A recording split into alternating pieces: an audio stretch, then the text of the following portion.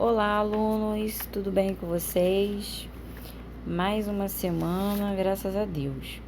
Bom, hoje eu vou falar dos dois grupos, né? Que contém semente, vaso condutor, né? E o outro que tem semente, né? E já tem o fruto. Mas primeiro eu vou falar das gimnospermas, tá? Que inclusive começa no livro na página 19. Então, as gimnospermas, que são as fanerógamas, são plantas que possuem semente, tá? Porém, são chamadas de sementes nuas, porque elas não dão fruto. Então, dominaram amplamente o ambiente terrestre. Já temos a presença do grão de pólen, a gente vai falar bastante sobre isso, né? Semente, gímeno significa descoberta, semente, né? Esperma, semente. Então, semente nua, sem fruto. Então, são plantas terrestres, em geral, de grande porte, né? A gente encontra preferencialmente em regiões de clima frio, temperado. Então, as gimnospermas são chamadas também de coníferas, porque a forma geral da estrutura reprodutiva dessa planta é chamada de estróbilo. Depois eu até mostro para vocês, eu tenho aqui o estróbilo. Lembra o aspecto de um cone. Então, no sul do Brasil, a gente encontra a araucária, conhecida também como pinheiro do Pará. Então, esse grupo de plantas representam espécies de pinheiros, sequoias e cipestres. No livro tem, na Califórnia, nos Estados Unidos, sequoias gigantes, com mais de 3.200 anos de idade, pode chegar a mais de 100 metros de altura, tá? Então, habitam aí regiões de clima temperado. Tem no Brasil, mas em regiões mais frias, digamos assim. Então, tem taigas ou florestas de pinheiros e mata de araucárias.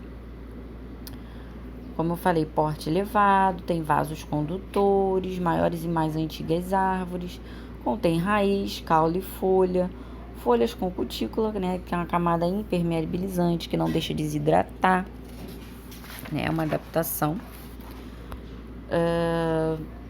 Então, são maiores e mais antigas árvores, né, como eu mostrei aí. As sequoias, maior árvore do mundo com 83 metros.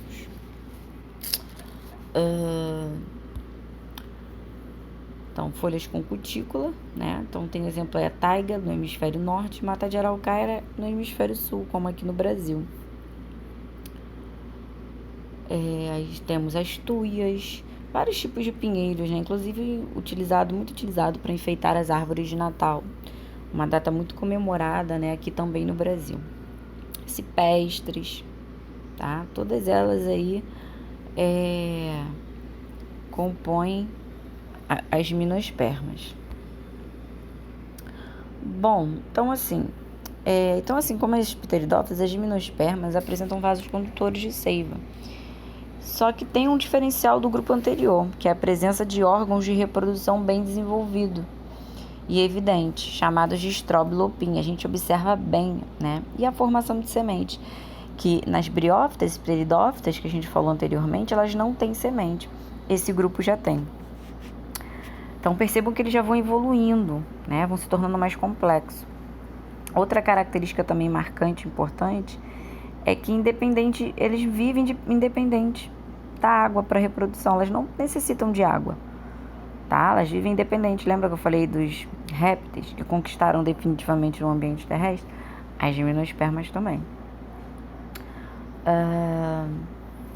Então, os gametas masculinos, eles não têm flagelo para se deslocar num meio líquido, né?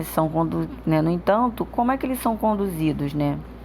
São conduzidos até o gameta feminino, a esfera, por uma estrutura chamada de tubo polínico, que vocês vão ver bastante, que a gente vai ver aí agora. Então, essas plantas não têm fruto envolvendo as sementes. Como eu falei para vocês, o nome é sementes nuas. Então, agora vamos falar da reprodução, né, das gimnospermas. Não dependem da água, né? Tem os grãos de pólen. Essa aí é o pinhão, né, semente. Né, o grão de pólen mostrando microscopicamente. Então, o que é o grão de pólen? É uma estrutura que transporta o gameta masculino através do vento. Então, isso permite uma grande variabilidade, né, genética, e que faz com que essas plantas consigam desbravar diversos ambientes no mundo todo. E a semente é uma estrutura que protege e vai nutrir o embrião. Então, os gametas eles vão ser produzidos em estruturas reprodutivas que a gente chama de estróbilos, também conhecida como pinhas. Está na página 20 para se vocês quiserem também observar melhor, tá? Então, os estróbilos masculinos são menores, os femininos são maiores e produzem as zoosferas, os gametas femininos. As zoosferas ficam dentro de estruturas que a gente chama de óvulos. E os masculinos são menores e produzem grãos de pólen, tá? Ali onde vai ser produzido os gametas masculinos. Então, na página 20, vocês têm o estróbilo feminino, tá? Ou a chamada pinha. Então, após a formação das sementes, né, o estróbilo feminino ele vai se abrir para liberar, facilitando o transporte dela pelos ventos. Os masculinos são mais compridinhos, como está aqui também na imagem que eu estou mostrando para vocês. E aí eles vão liberar grande quantidade de pólen que vão ser levados pelo vento. Bom, então aqui nessa imagem, deixa eu pegar a escovinha, peraí. Cadê minha escovinha?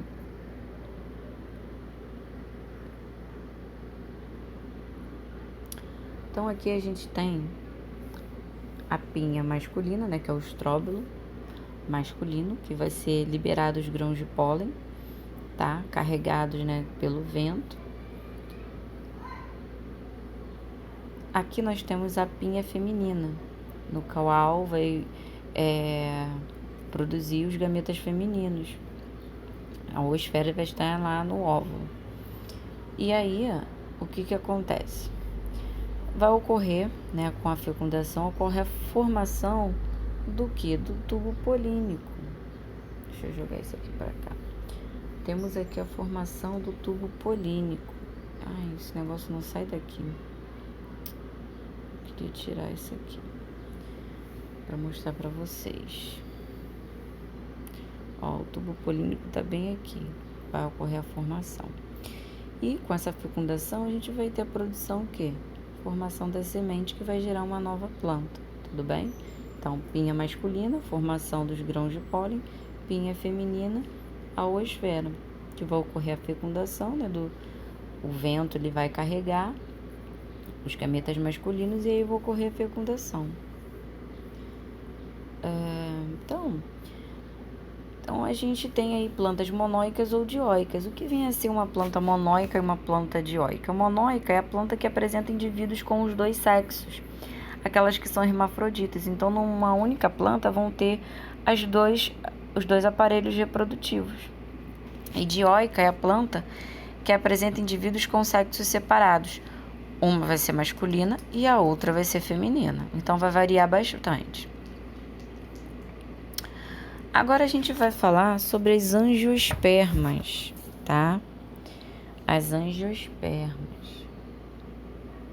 Antes de eu falar sobre as angiospermas, eu queria ressaltar com vocês o processo de fecundação, tá? E a formação das sementes. Então, quando o tubo polínico ele chega à oosfera, ela vai ser fecundada por apenas um dos núcleos espermáticos, que está na página 21. Mas eu não vou cobrar isso, não, núcleos espermáticos. Então, o zigoto ele se desenvolve em forma de o embrião, que fica protegido dentro da semente. Então, gravem bem isso. O tubo polínico representa um importante avanço evolutivo para as gimnospermas, porque torna esse grupo independente da água para promover o processo de reprodução. Então, é através do vento, né, muitas vezes, que vai ocorrer essa reprodução. Então, eu quero ressaltar a importância do tubo polínico, tá? que se alonga em direção ao gameta feminino, né, quando ocorre o processo de fecundação no interior da estrutura feminina. A célula germinativa do grão de pólen origina 2 gametas masculinos, núcleos espermáticos que deslizam por dentro do tubo polínico, tá? Agora sim, nós vamos passar, se vocês quiserem observar melhor no livro, tem na página 22, tá? A formação do tubo polínico, os grãos de pólen, né? Então, nós vamos passar para a página 23, angiospermas. Bom, estão no grupo das fanerógamas, né? Maior número de espécies de plantas, mais de 235 mil espécies. Lembrando que as angiospermas são um grupo mais complexo, ou seja, um grupo mais completo. Vocês vão ver o porquê, tá? Enquanto as gimnospermas só tinham sementes sem o fruto, as angiospermas vão ter tudo, tanto semente quanto flor, fruto, tá? Então, angion significa vaso, esperma, semente, semente dentro do fruto. Embora não confundam, existem plantas que a gente aparentemente, professora, tem planta que não tem fruto, mas mesmo assim elas são angiospermas, sim.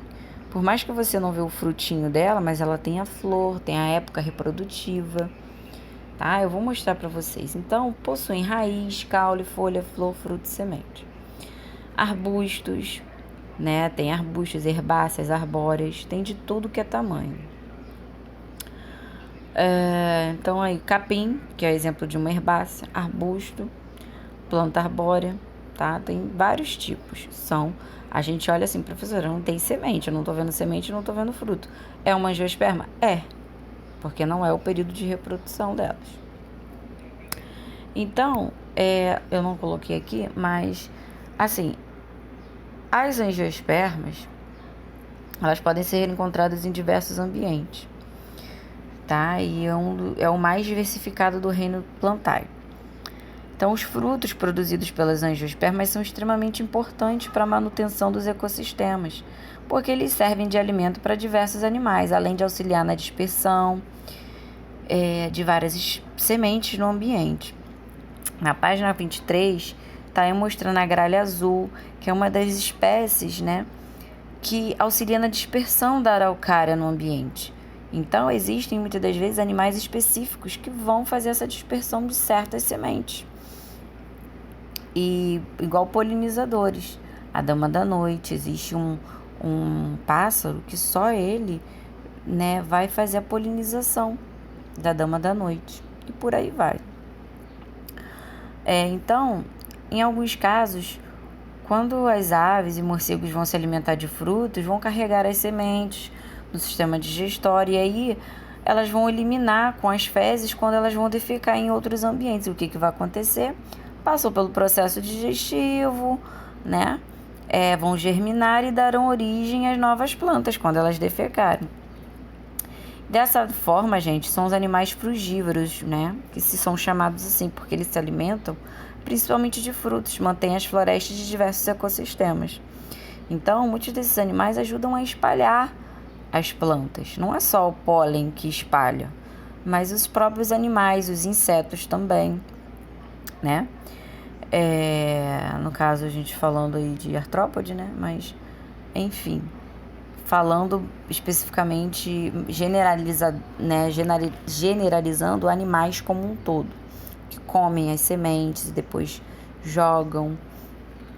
Então, ao consumir os frutos, os pássaros eles vão dispersar sementes de várias espécies de organismos, de angiospermas, ali no ambiente terrestre. Então, dessa maneira, os animais como esses pássaros vão ser muito importantes para a manutenção da vegetação, garantindo que o habitat é a fonte de alimento para muitos seres vivos. Então, com esses seres, pássaros, por exemplo, né, vão manter uma floresta toda intacta, né, viva, ajudando na dispersão, no habitat de outras espécies, como fonte de alimento também. Então, se a gente destruir esses animais, existem espécies de vegetais que deixam de existir sim, tá? Igual, por exemplo, a gente falando da abelha, né? Já foi feita uma pesquisa que se as abelhas morressem, a fonte de alimento vai acabar, né? Porque são dos insetos mais importantes, né? Na polinização, né? Na reprodução dos vegetais. Então é isso. Inclusive, aqui em casa a gente tinha um pé de manga, né? E só que não tinha amendoeira. Então toda vez tinha amêndoa, tinha aquelas sementes de amêndoa, todo dia. E a gente passou a entender que os morcegos, eles trazem, né? Estavam trazendo essas amêndoas da vizinha, né? Da calçada da vizinha. Então já é o que? Uma dispersão. Então, assim, além de insetos, aves como o beija-flor, né, que vão se alimentar do néctar das flores, tornando fundamental, né, no processo de polinização e reprodução das angiospermas. Manutenção dos ecossistemas, muito utilizado, né, pelos seres humanos, né, como fonte de alimento, frutos e sementes. Frutos e sementes, por exemplo, então de madeira, na produção de remédios e entre outros. Então, mais à frente a gente vai falar mais sobre isso, sobre cada órgão reprodutivo e vegetativo dos vegetais, né? Então, a gente vai falar detalhadamente sobre flor, sobre fruto, sobre semente, como é que ocorre a polinização. Vamos falar sobre isso, sim, mais adiante. Então, é isso, galerinha. Espero que vocês tenham gostado. Qualquer dúvida, estaria aqui para tirar, sanar todos os questionamentos de vocês, tá bom? Então, um beijo e fiquem com Deus.